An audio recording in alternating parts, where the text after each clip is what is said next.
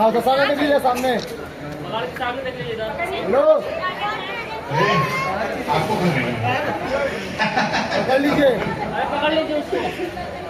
सामने। हाँ सामने देखिए।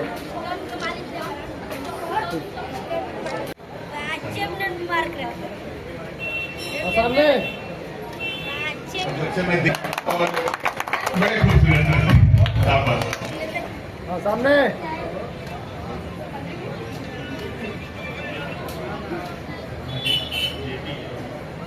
जेपी शर्मा जी को मैं चाहूँगा। आज के जमाने में हम लोग कई जगह जाते हैं, फीता काटते हैं बकायदा। कभी दुर्गा पूजा में, अभी दुर्गा पूजा चल रही है, उसमें भी जाते हैं, सरस्वती पूजा में भी जाते हैं, छठ में भी जाते हैं, कृष्ण जन्माष्टमी में भी जाते हैं, क्रिकेट, हॉकी, वॉलीबॉल, बास्केटबॉल सब में जाते हैं। पर जाने के बाद क्या नजर आता है कि माँ दुर्गा की प्रतिमा इतनी सी रहती है और डीजे 12 फीट का रहता है और बकायदा उस पे गाने बजते रहते हैं, बालक बालिकाएं नाचती रहती हैं और जो स्वरूप है हमारे तीज त्योहारों का, जो स्वरूप है, उस स्वरूप को छिन्न भिन्न होते अपनी आंखों से देखते हैं। पर आज मुझे बहुत गर्व हो रहा है इस कार्यक्रम में आकर ये देखते हुए कि निराला जी की जिस नाटक का नाटक का मंचन होने वाला है, जब गोपाल जी ने उसका नाम लिया तो उसके बारे में मुझे भी जानकारी मिली और इतना उसके बाद जब इन्होंने बताया, मुझे यहाँ आना था तो मैंने उसके बारे में थोड़ी सी जानकारी ली। इतना अद्भुत रंग, उनकी वो कविता, उसका वो मंचन, हम जैसे पढ़े लिखे लोग जब नहीं जानते हैं तो ये गांव देहात के लोग, हम लोग कैसे जानेंगे, कैसे वो चीज पहुंचा पाएंगे। नाटक का नाम है राम की शक्ति पूजा। समय चल रहा है शक्ति की पूजा का। पर नाटक देखने के बाद, कविता पढ़ने के बाद, पूजा करने के बाद एक प्रश्न मैं आप लोगों के बीच में जरूर छोड़ के जाना चाहूंगी कि क्या वाकई शक्ति की पूजा हो रही है। राम अपने आप में मर्यादा पुरुषोत्तम थे, सारी शक्तियों के धारक थे, सारी विधियों को जानते थे, परंतु रावण के आगे जब उनका बल और उनका पौरुष भी काम नहीं किया तो शक्ति के आगे उन्हें माथा टेकना पड़ा। शक्ति से उन्होंने मदद मांगी, शक्ति की पूजा की और जब मां शक्ति ने उनको आशीर्वाद दिया तब कहीं जाके रावण का वध श्री राम ने कर पाया। ये ऐसी बात नहीं थी कि श्री राम वध नहीं कर सकते थे, परंतु यह था कि हम समाज को क्या दिखाना चाहते हैं, क्या मैसेज देना चाहते हैं।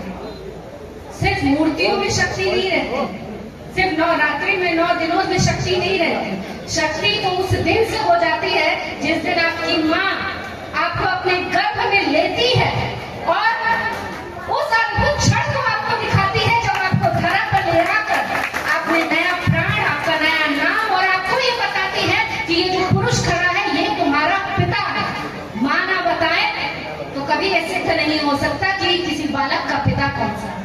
तो उस शक्ति को जो हमारे घरों में है, चाहे हमारी माँ के रूप में, चाहे हमारी पत्नी के रूप में, चाहे हमारी बच्ची के रूप में और चाहे सड़क पर चलती हुई किसी बालिका के रूप में, जब उस शक्ति की पूजा के साथ साथ संरक्षण करने लगेंगे तो सच में नवरात्रि का हम जो मूल स्वरूप है उसको समझ पाएंगे। यही मैं आप सभी से ये छोटा सा विनय करना चाहती हूँ।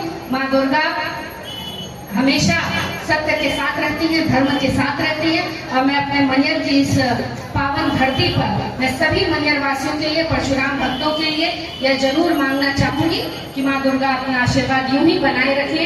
और मेरे छोटे भाई, मेरे गोपाल जी, जिस तरह से आज कार्यक्रम हुआ है, इस और आपने कार्यक्रम था, जिस तरह से कार्यक्रम आपके मन में कैसे आया कि इस तरह का कार्यक्रम कराया जाए और लोगों को इस तरह से परोसा जाए इस तरह के कार्यक्रम आपको बताऊं कि 2014 से ही हम कर रहे हैं अन्य तरीकों से। ये कार्यक्रम आपकी शक्ति पूजा, ये कार्यक्रम पहला था। तो ये तो शाश्वत है एक कवि, उसने बताया कि बड़ा अच्छा कार्यक्रम है और राष्ट्रीय अंतर्राष्ट्रीय स्तर पर बहुत जगहों पर मंचन हुआ है इसका। और हमारे सुदूर देहात में छोटे जगहों पे भी इस तरह के मंचन होने चाहिए जिससे आम लोगों में जागरूकता फैले, चाहे वो अपनी संस्कृति के प्रति हो या जैसे कि कीर्ति सिंह कहती हैं कि देवी की जो मौलिक कल्पना है उसके प्रति जागरूक करने का एक विचार था। तो बहुत अच्छा देखा गया काफ़ी लोग भी इस तरह के कार्यक्रम में भाग लिए, बढ़ चढ़ के हिस्सा लिए। क्या करें? ये तो उनका प्रेम है और मनियर के लोगों का वो एकेडमिक सोच है कि